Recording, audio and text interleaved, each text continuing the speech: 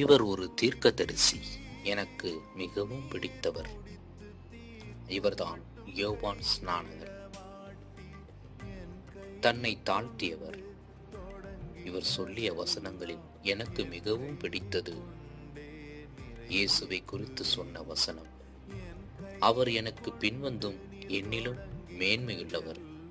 அவருடைய பாதரட்சியின் வாரை அவிழ்ப்பதற்கும் நான் பாத்திரனல்ல என்று சொன்னவர். நீர் எலியாவா என்று கேட்டனர். நான் அல்ல என்றார். நீர் தீர்க்கதரிசியா என்று கேட்டனர். அதற்கும் அல்ல என்றார். பின்னே நீர் யார் என்று கேட்கும் பொழுது, நான் கர்த்தருக்கு வழியை செவ்வாய் பண்ணுங்கள் என்று சொன்ன ஏசாயா தீர்க்கதரிசியின் வார்த்தையின்படியே வனாந்திரத்தில் கூப்பிடுகிறவனுடைய சத்தமாயிருக்கிறேன் என்றார். இவர்தான் யோவான் ஸ்நானகன்.